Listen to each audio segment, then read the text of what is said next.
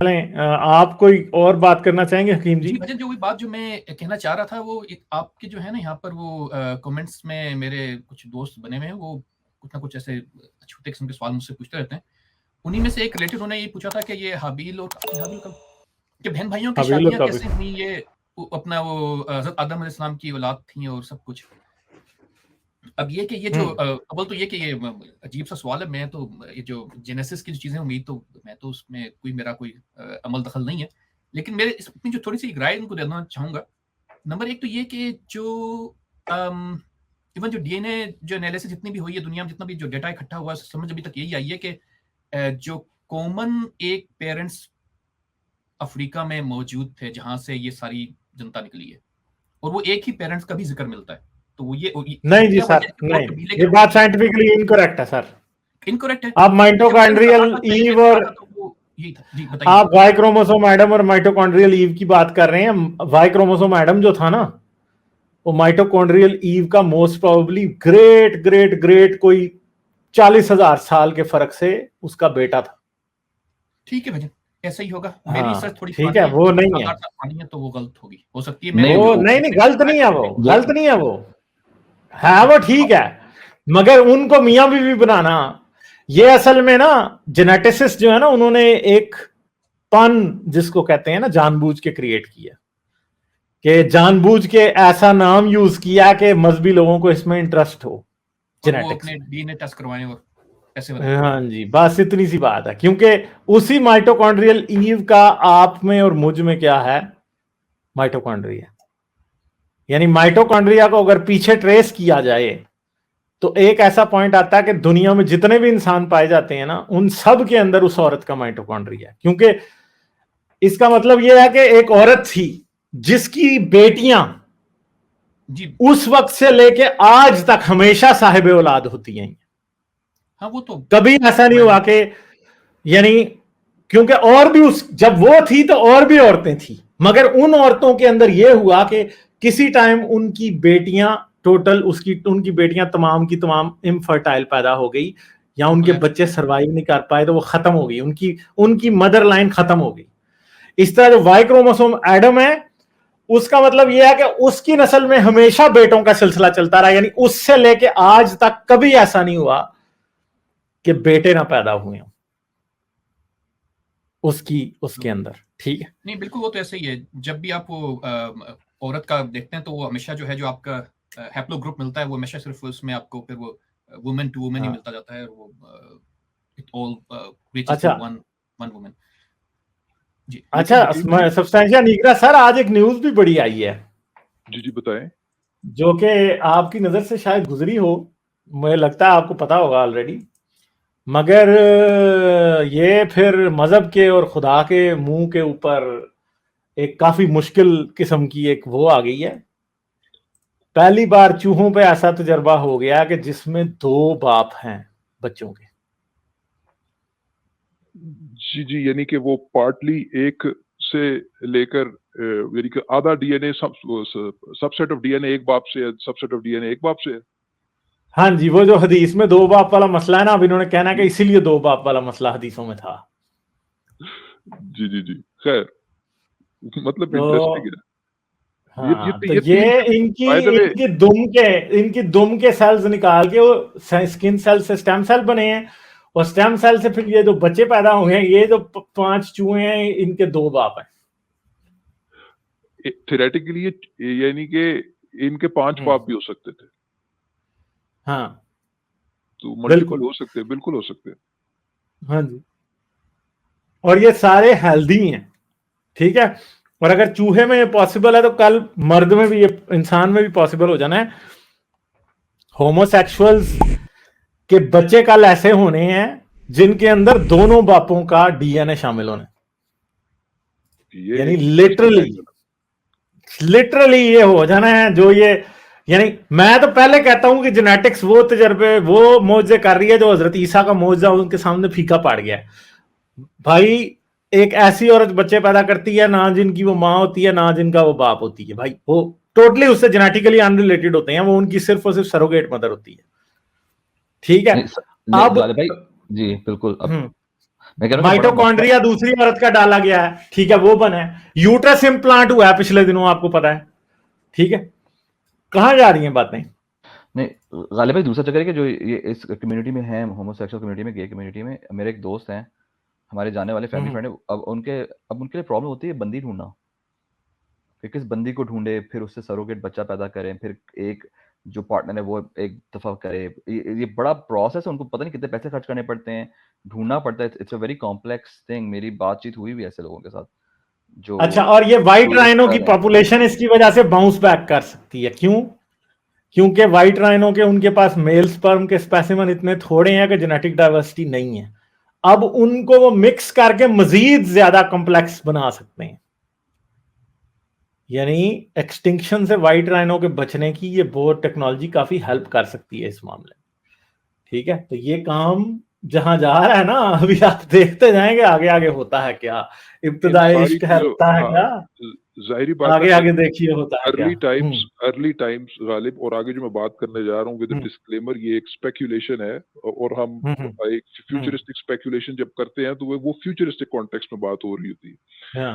वो ये कि इन सारी चीजों को एक जगह इकट्ठा करें, ये कि आपके होमोसेक्सुअल कपल्स हैं, उनमें अगर लेट्स से वो 25% जेनेटिक इन्वेस्टमेंट करते हैं, यानी कि टोटल 50%, लेकिन 25% तो एक तो उनकी दोनों की जेनेटिक इन्वेस्टमेंट होगी, नंबर एक। नंबर दो ये कि जहां स्पर्म डोनेशन एक आम सी चीज है, इस तरीके से एग डोनेशन भी किसी हद तक क्या कहते हैं होती है, और जो बाय द वे अगर आप उसको जो सरोगेट मदर का जो कॉन्सेप्ट है वो आप उसको एग डोनेशन ही समझ सकते हैं, ठीक है, क्योंकि सरोगेट तो सिर्फ एक व्हीकल है, एक कैरियर है, वो शी इज कैरिंग जो फर्टिलाइज्ड ओवम है वो तो किसी और फीमेल का और किसी और मेल का है।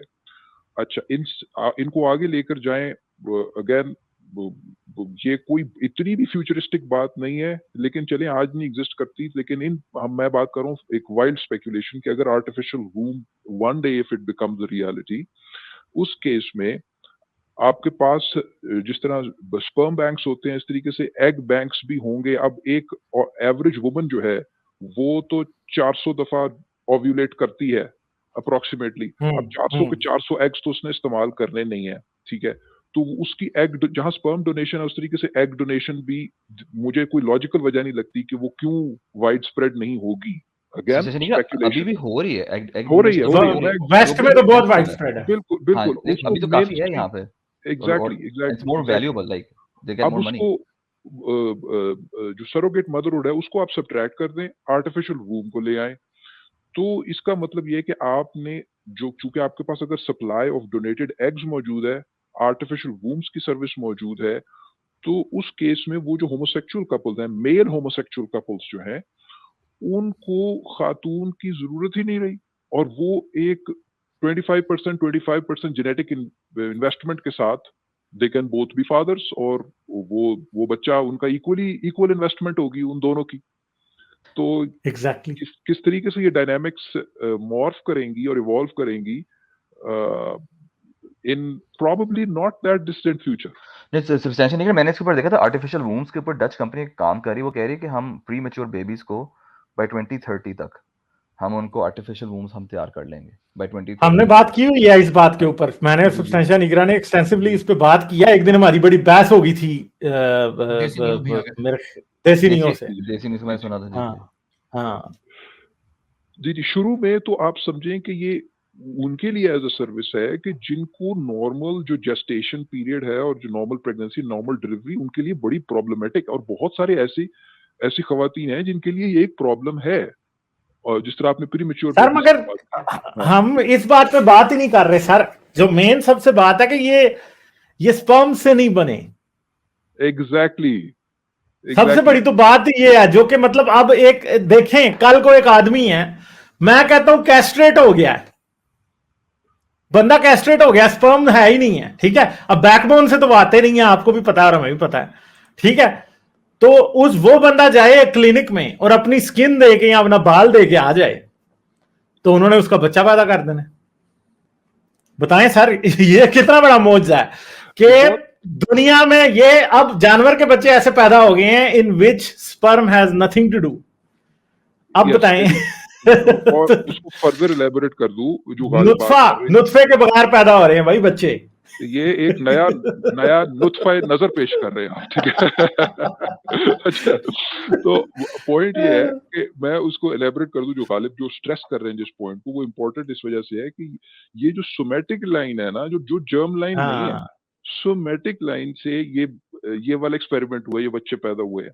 तो चूंकि डीएनए तो आपको वहां से एक्सेसिबल है, अब आप आसान अल्फाज में ऐसे समझ लें कि ये somatic line to germ line एक असिस्टेड ट्रांसफॉर्मेशन है आउटसाइड ऑफ द और बॉडी। सर अगली बात करते हैं सर, फर्ज करें अब ये एक्सटिंक्ट एनिमल्स को, मैं पहले मेरे बात जेहन में नहीं आई, अब मेरे बात जेहन में आई है।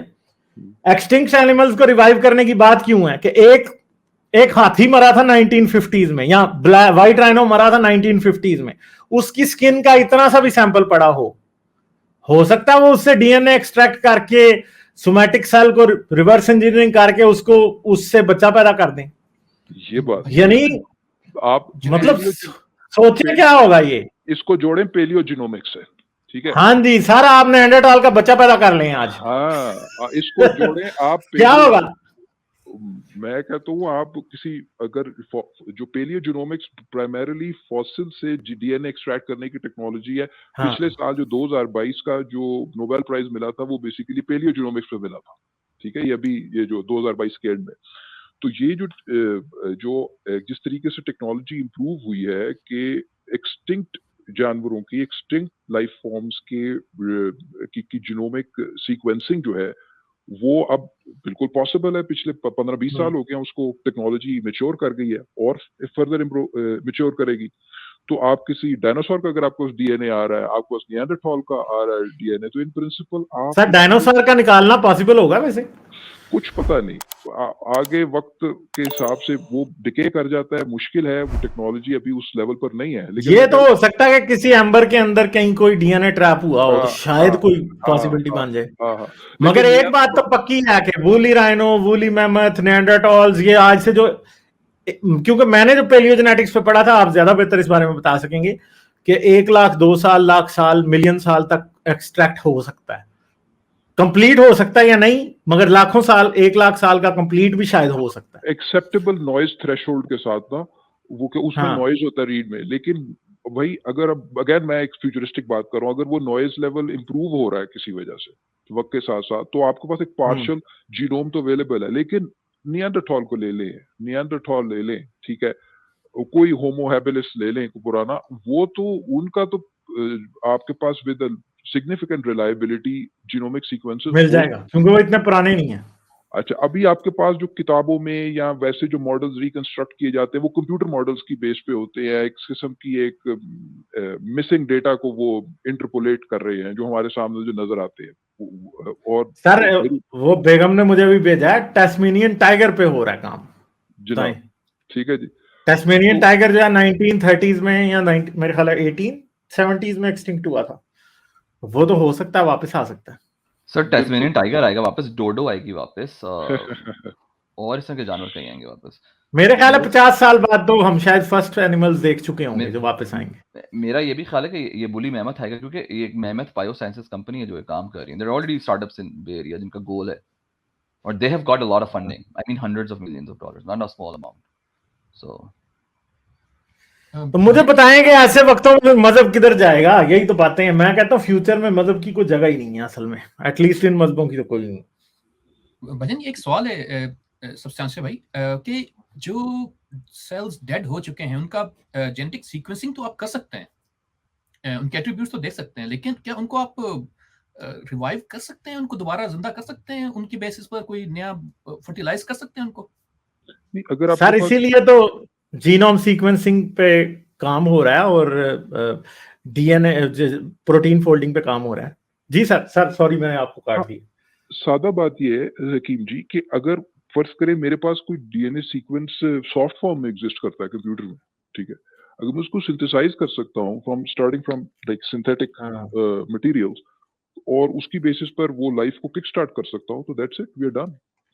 और उसमें जाहिर बात है कि वो हम हर दफा बात करते हैं वो क्रेग वेंटर के एक्सपेरिमेंट्स की, वो अभी भी मैं कहूंगा कि अर्ली फॉर्म्स में है, लेकिन Craig Venter's experiments have come a long way since 2010 जब वो पहली दफा आया था, अब उसकी डिफरेंट डायरेक्शन में इवॉल्व कर चुका है, starting from synthetic synthesized genome जो कि प्री एग्जिस्टिंग ही नहीं था, समझे कि सिर्फ कंप्यूटर में एग्जिस्ट करता था, ठीक है जी, उसकी बेसिस पर वो बैक्टीरिया ना सिर्फ सिंथेसाइज हुआ, एज ऑफ 2021 उसने रिप्रोड्यूस भी करना शुरू कर दिया। तो प्रिमिटिव ऑर्गेनिजम्स में तो हो सकता है, बाकी अब जाहिर बात है जो लोग इस फील्ड में काम कर रहे हैं वो क्या उनका ऑब्जेक्टिव होगा ऐसे करना, क्या रिसर्च फंडिंग होगी कि बिल्कुल ही सॉफ्ट यानी कि डिजिटल रिप्रेजेंटेशन ऑफ डीएनए से fully formed any arbitrary animal line can be reconstructed in principle। लोग काम करें, कोई वजह तो नहीं नजर आती कि ऐसा क्यों नहीं हो सकता, लेकिन ये डिपेंड करेगा ना कि इंटरेस्ट है कि नहीं कम्युनिटी में, क्या फंडिंग मिलती है इस तरह के प्रोजेक्ट को फंड करने के लिए, और सारे फैक्टर्स, तो जरूरी नहीं है कि ऐसा हो। लेकिन सबसे ऐसा नहीं, पॉइंट ये कि आज नहीं होगा, इवेंचुअली जब based on Moore's law, let's say it becomes so cheap to do it, eventually in the future it would happen. ये बड़ा काम होना है, ये देखना ये बात शुरू कहां से होगी। ये बात शुरू होगी पेट्स से। लोगों ने अपने पेट्स मरे हुए दोबारा से पैदा करवा लेने हैं, बड़ी दुनिया ने कराने हैं। ये बड़ा लुक्रेटिव बिजनेस होना है। किसी की कोई बिल्ली मार गई या कुत्ता मार गया, उन्होंने करवा लेना है।